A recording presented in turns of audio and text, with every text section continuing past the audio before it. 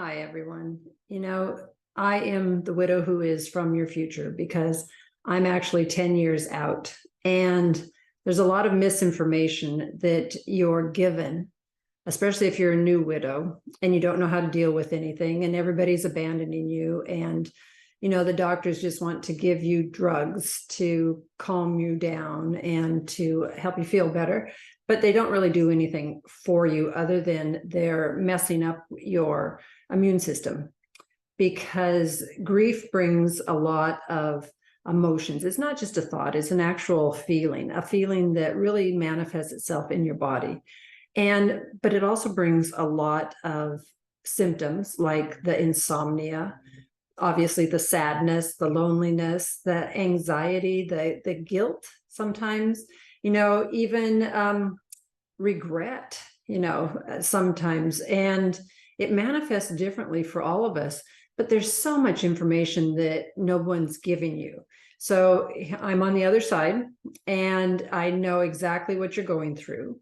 And I know what you're being told and what you're not being told. And what you're not being told is to actually deal with these symptoms of grief will lessen it. You can't get rid of grief altogether, and you don't want to. It is a process that is the price of love. And we loved our partners so deeply, and that is the price that we pay, unfortunately.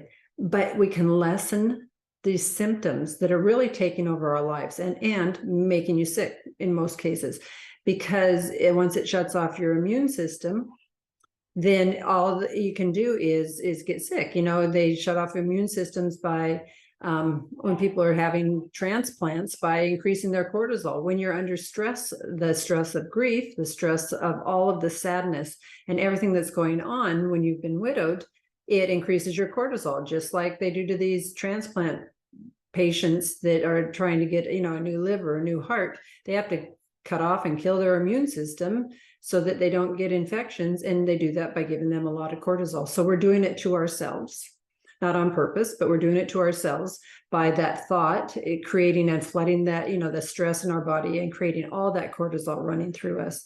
So the thing that, again, that these doctors never tell you, because they never told me, is that there are ways to alleviate these symptoms.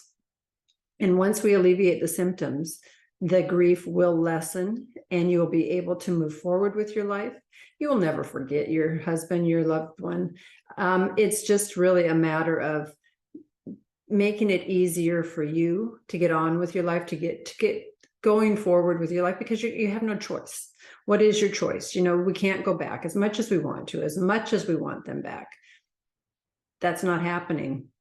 So there is a reality that we have to wake up one day and realize and decide that our health is important, and that it's not a way to live, to be mourning all the time. But the medical profession doesn't tell us. They cover up these symptoms, but there are ways to deal with the symptoms depending on what it is that you have. Because again, everything manifests a little bit differently for everyone. For me, it was a very rapid heart rate, and I was stuck in that fight or flight response. And so I couldn't calm my heart rate down. So I obviously couldn't think, I couldn't eat, I couldn't do anything.